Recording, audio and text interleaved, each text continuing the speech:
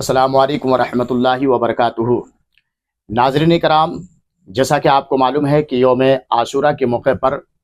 यानी 17 जुलाई 2024 बमुताबिक 10 मुहर्रमुल हराम यानी यौम आशूरा के दिन ठीक 11 बजे हमारी खानकाह कादरिया दारुश्शिफा गुलबर्गा शरीफ से ऑनलाइन फेसबुक और यूट्यूब के ज़रिए एक ऐसी दुआ सुनाई जाएगी कि जिस दुआ को सुनने के बाद पूरी 1 साल तक सांप, बिच्छू, कीड़े मकोड़े, पागल कुत्ते और हर किस्म के जहरीले जानवर के डसने से और काटने से बिल्कुल आप महफूज रहेंगे। और इसके साथ साथ आप हर किस्म के नोकीले पत्थर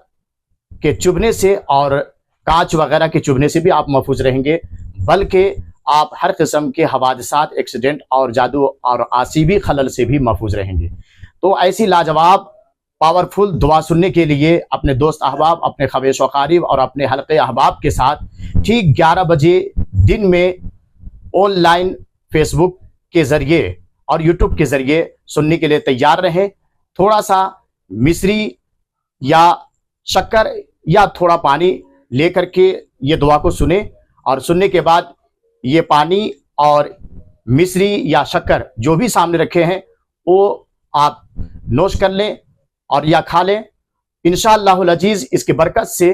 पूरे साल भर तक हर किस्म के सांप और बिच्छू के काटने और डसने से महफूज रहेंगे। बुजुर्गान दीन से